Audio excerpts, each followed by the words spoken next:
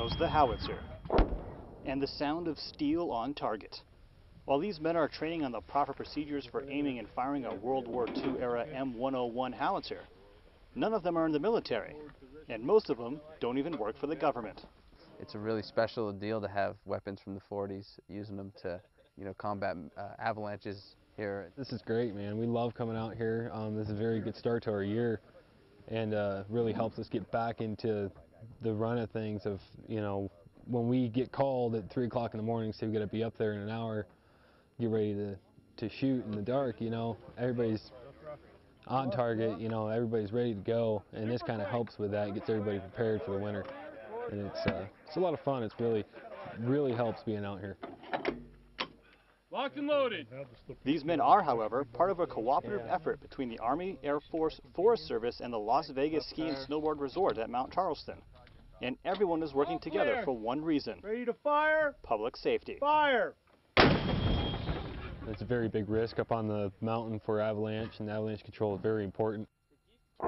Getting several different military, government, and civilian agencies to come together is no small task. It's awesome. It's complicated. A lot of paperwork, a lot of headaches, a lot of time spent figuring it out. It takes a lot of teamwork to get it all to happen.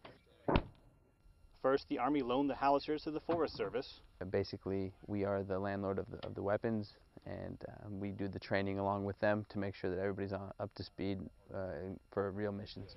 Ready to fire! Fire! Then the Forest Service and the Ski and Snowboard Resort needed a place to train, so they contacted Nellis Air Force Base. So the 99th then passed the mission to the 98th, and with my background, my Army background in field artillery, I ended up liaison for this project. So that was the genesis of their coming to the range wing, and we've now done this 2 years. 2 years of shelling Mount Charleston, all done to keep the slopes safe for skiers and the people who work here. It takes a person out of the risk zone.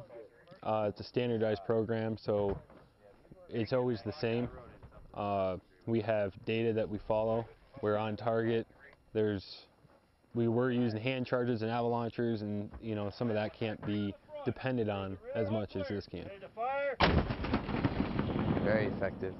Shoots long range. You can shoot in all kinds of conditions. You don't necessarily need to be able to see your targets.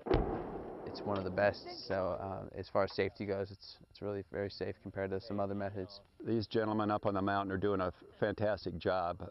With my background, I've seen considerable practice with field artillery, and for this part-time job, when they do this during the ski season, their depth of knowledge, their safety considerations, all of that has been a welcome thing for me.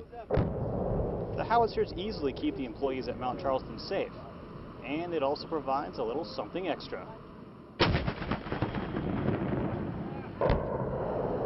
To be honest with you, it's kind of cool. We shooting 105mm howitzer as a civilian. Nerve-wracking at first, but then it's just you follow through, and it's pretty exciting. For these skiers, it's just another fun day in the slopes, courtesy of the M101 howitzer. Air Force Staff Sergeant Anthony Kuhn, Mount Charleston, Nevada.